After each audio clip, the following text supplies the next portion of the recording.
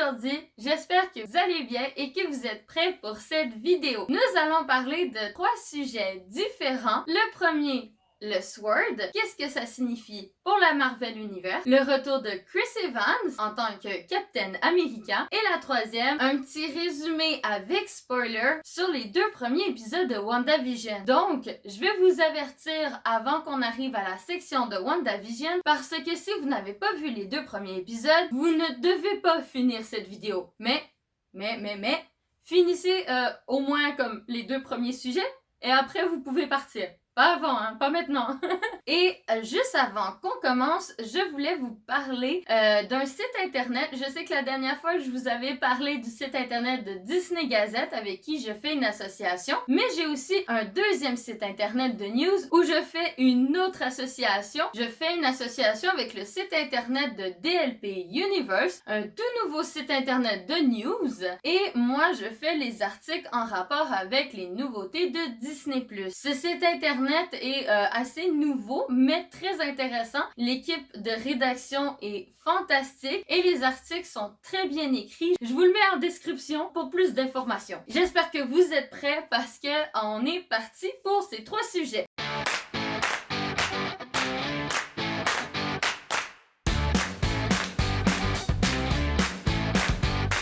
Commençons avec Chris Evans. Plusieurs personnes pensaient que celui-ci ne reviendrait jamais à l'intérieur de la série puisqu'il est retraité, qu'il est un vieux papy, quand même assez beau quand même, hein? C'est un beau vieux papy.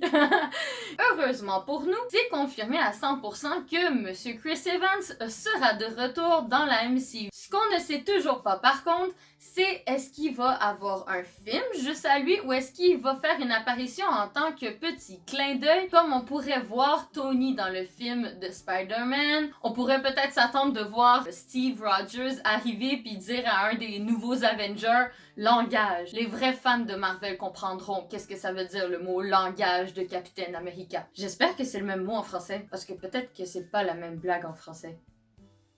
Bon, peu importe. Alors, la deuxième hypothèse qu'on pourrait peut-être faire par rapport à Captain America, ça serait peut-être une alternative d'univers de Captain America. Un Captain America un peu comme Loki, qui a été pris dans un autre univers parallèle grâce au potentiel film futur de Doctor Strange, The Madness Universe, ou d'autres films comme Ant-Man, Spider-Man, etc., qui auraient la nécessité de faire revenir un Captain America d'un autre univers parallèle. Par la suite, ce qu'on pourrait peut-être s'attendre, c'est que on aurait peut-être un Captain America d'un autre univers parallèle méchant, qui aurait fait partie d'Hydra, et que peut-être il serait un futur méchant secondaire ou quoi que ce soit, un fauteur de troubles. J'étais vraiment excitée de savoir que Captain America allait faire partie des prochains films de la MCU. On sait pas encore quel film exactement, mais il va être de retour. Donc tous les fans de Captain America,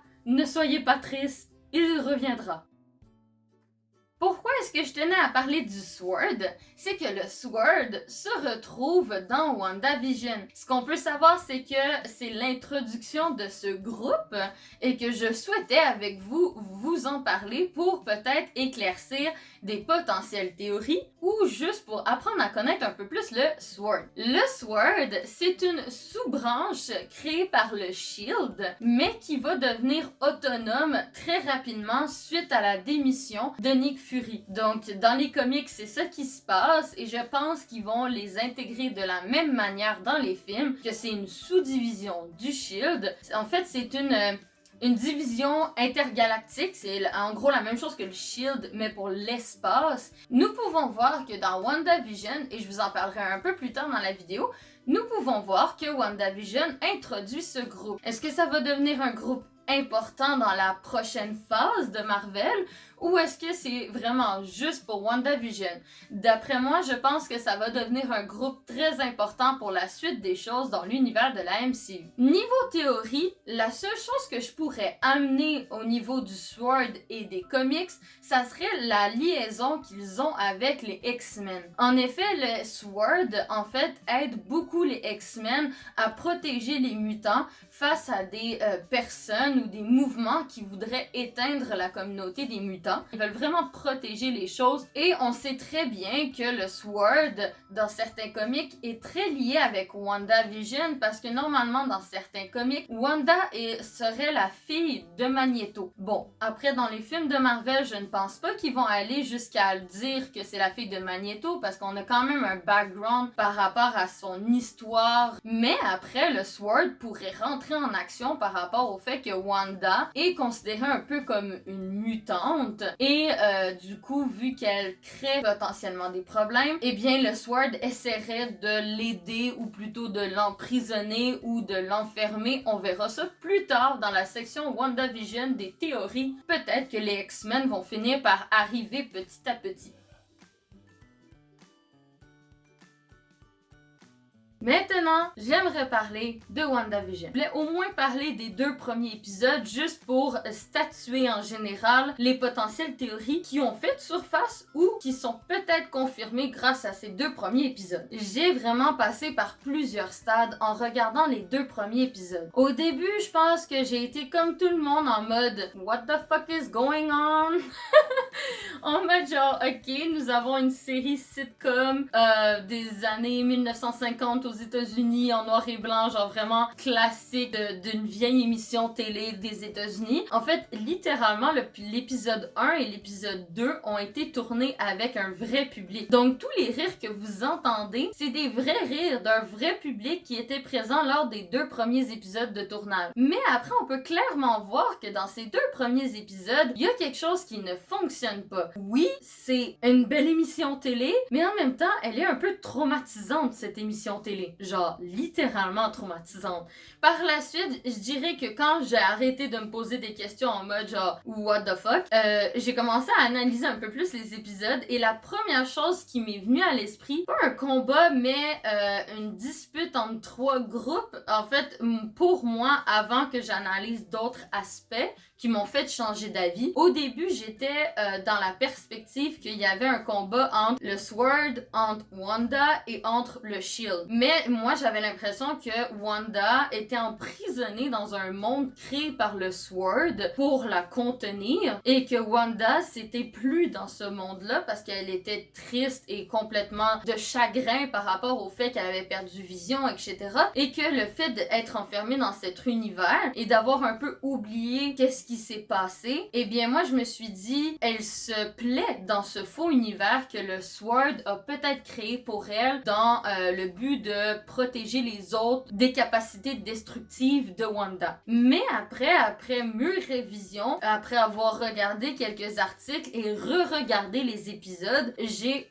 changé d'avis. Après, peut-être que ma première option est bonne. Ma nouvelle hypothèse, en fait, c'est pas la mienne, je veux dire, on est plusieurs à penser cette hypothèse, mais je vais vous énumérer chaque élément qui construit la nouvelle hypothèse de qu'est-ce que serait la série WandaVision. On peut clairement deviner que c'est un monde illusoire. C'est pas un vrai monde. Ça n'existe pas. Tout le monde est d'accord là-dessus. Par la suite, nous avons tous deviné que Vision est le produit de l'imagination de Wanda. En fait, on a analysé certaines réactions de Vision et on s'est dit que Vision avait encore moins de mémoire que Wanda. Vision, vraiment, pour lui, on dirait une vie normale. Et ce qui donne la puce à l'oreille du fait de peut-être que Vision est le produit de l'imagination de Wanda dans cet univers qu'elle a créé et que du coup la seule chose que lui peut se rappeler, c'est ce que Wanda peut se rappeler parce que le Vision de cette série est le Vision de la mémoire de Wanda, de la perception de Wanda qu'elle a de Vision. Surtout qu'il cherche tout le temps son approbation pour faire certaines actions telles que sauver son patron de s'étouffer avec un morceau de viande.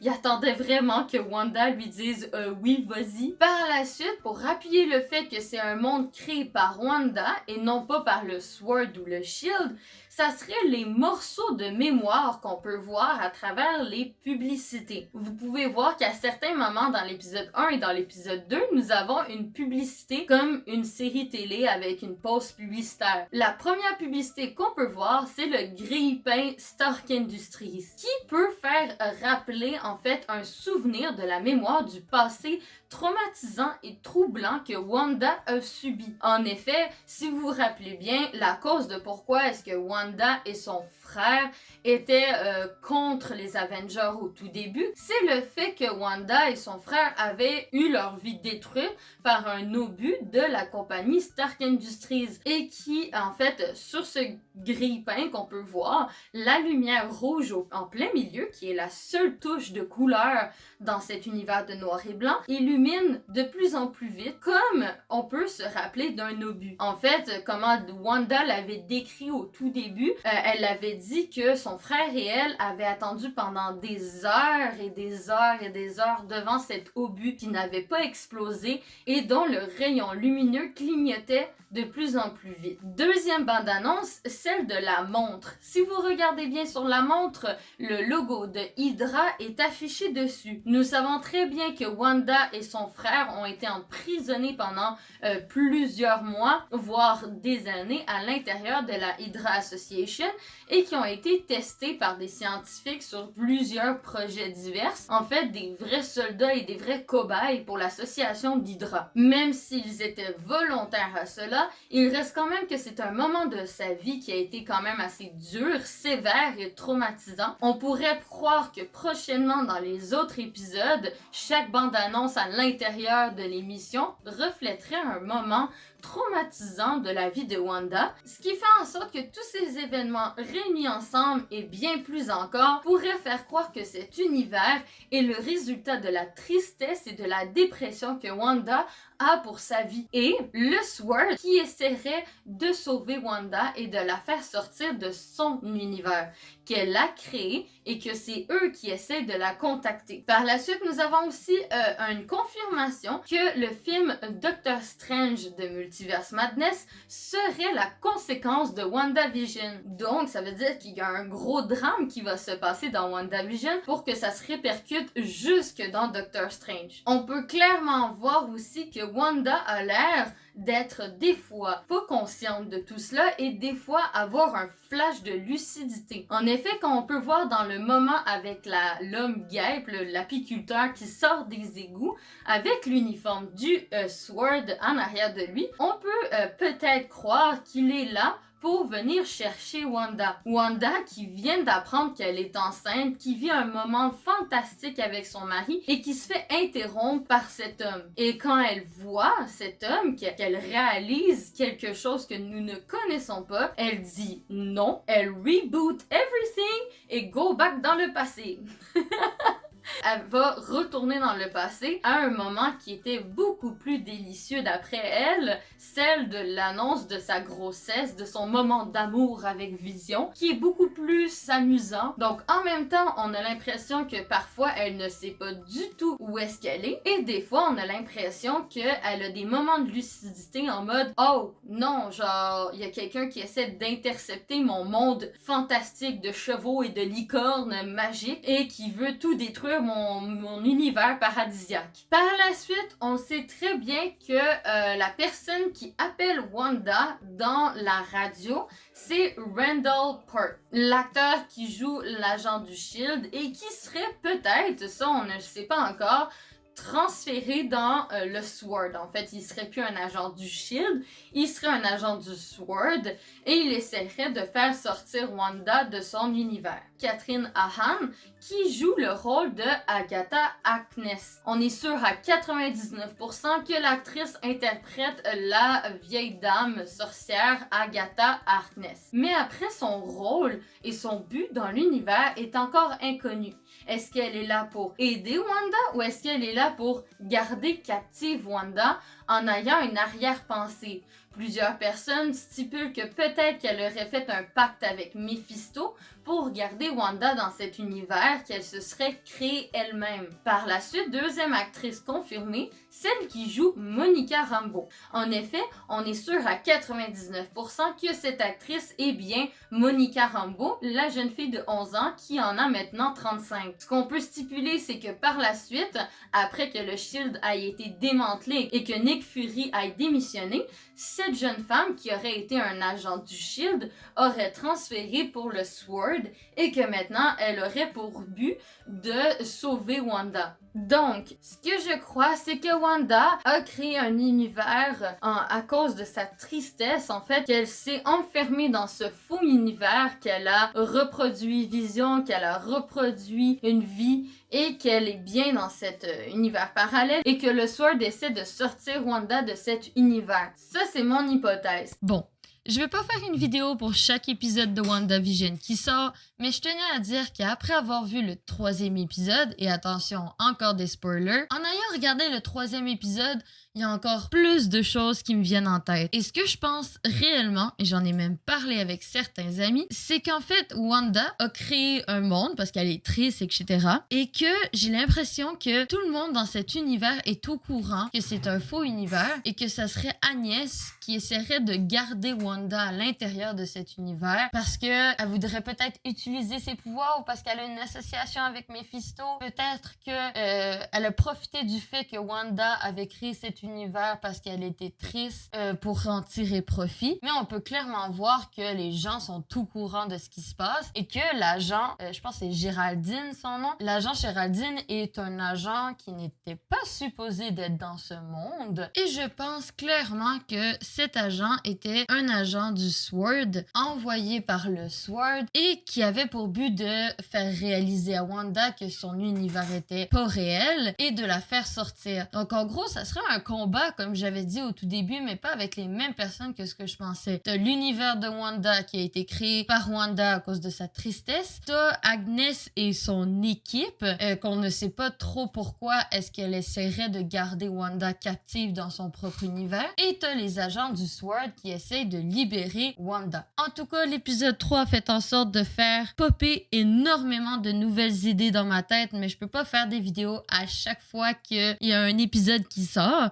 Mais ce qui nous fait penser aussi que si Agnès essaye de garder Wanda dans son univers pour profiter de ses pouvoirs ou parce qu'elle a une association avec Mephisto, on peut peut-être croire qu'elle veut aussi profiter des pouvoirs des futurs enfants de Wanda. En tout cas, méditez là-dessus, je vous retourne dans la vidéo. Mais je vous ai fait un résumé de toutes les théories et je vous ai même pas parlé des Easter eggs qu'il y a à l'intérieur des 2 premiers épisodes. Je pourrais faire une vidéo de 40 minutes sur toutes les possibilités qu'il y a juste dans les 2 premiers épisodes. Donc, j'ai fait un rapide résumé des éléments les plus importants d'après moi sur les 2 premiers épisodes de WandaVision pour que vous puissiez, grâce à ces analyses, continuer à écouter WandaVision sur un autre angle. Après, moi, je suis du genre à adorer WandaVision parce que je pense que ça fait du changement à l'univers Marvel. Beaucoup de monde n'aime pas WandaVision parce que justement, c'est étrange, je veux dire, c'est nouveau, je veux dire, même juste le concept d'émission sitcom,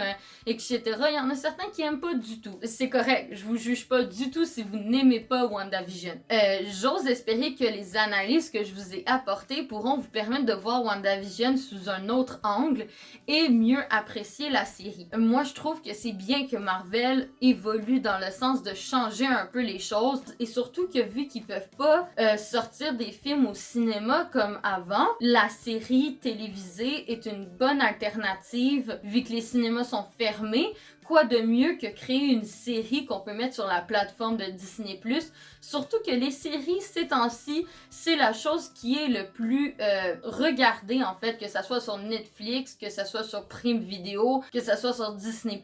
Les gens aiment de plus en plus les séries télévisées. Ce que vous en pensez, j'aimerais ça le savoir.